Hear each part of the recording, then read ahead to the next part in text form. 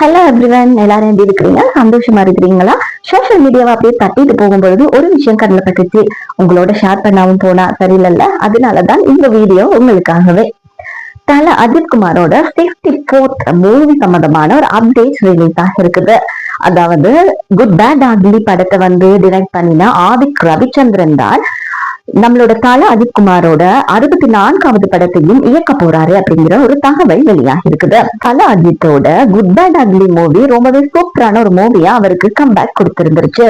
எல்லாமே ரீமிக்ஸ் பண்ணி அப்படியே பழைய ஞாபகங்களை மீட்டு கொடுக்கக்கூடிய ஒரு விடயத்தை குட் பேட் அக்லி படத்துல ஆதிக் ரவிச்சந்திரன் கொண்டு வந்து நிறுத்தியிருப்பாரு.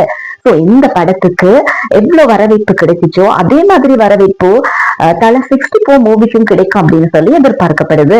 தொடர்ச்சியா பார்க்கும் பொழுது இந்த மூவிக்கான இசையமைப்பாளரா அனிருத் தான் இருக்கிறாரு அப்படிங்கிற ஒரு செய்தியும் வெளியிடப்பட்டிருக்குது. இதெல்லாம் தாண்டி இந்த மூவிக்கும் சரி, நம்மளோட ரசிகர்களுக்கும் சரி, தமிழ் இண்டஸ்ட்ரிக்கும் சரி, சினிமா வரலாற்றிலையும் சரி, ரொம்பவே எல்லாருமே எதிர்பார்த்துக்கிட்டு இருந்த ஒரு விஷயம். ஏதாவது ஒரு விதத்துல இவங்க தோன்றிட மாட்டாங்களா, மறுபடி கம்பேக் கொடுத்துட மாட்டாங்களா அப்படின்ற மாதிரி நிறைய விஷயங்கள் வந்து நிறைய பேரோட எதிர்பார்ப்பாவே இருந்துச்சுன்னு கூட சொல்லலாம். அதுதாங்க ஷாலினி அஜித்குமார். ஷாலினி அஜித்குமாரை பொறுத்த வரைக்கும் தொடர்ச்சியா பல படங்களை வந்து ஹிட் மூவிஸா கொடுத்திருப்பாங்க.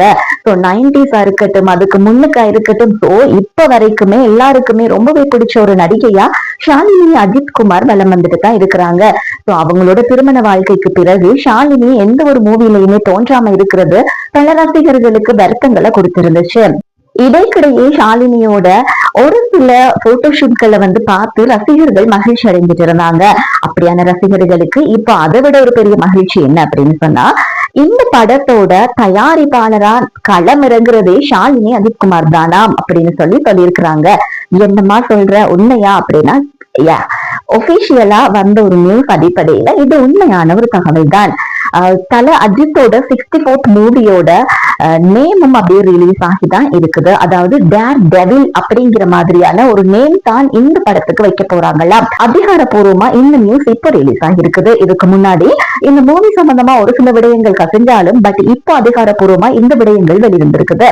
பிரேவ் ஹார்ட் ப்ரொடக்ஷன் அப்படின்ற ஒரு ப்ரொடக்ஷன் மூலமா தான் ஷாலினி அஜித்குமார் இந்த படத்தை தயாரிக்க போறாங்கன்னு சொல்றாங்க. முன்னாடி எல்லாம் ஷாலினி அஜித்குமார் இப்படியான ஒரு விடயத்தை தொடங்க போறாங்க, தயாரிப்பு ரீதியில வர போறாங்கன்னு சொல்லி சில விடயங்கள் கசிஞ்சிச்சு.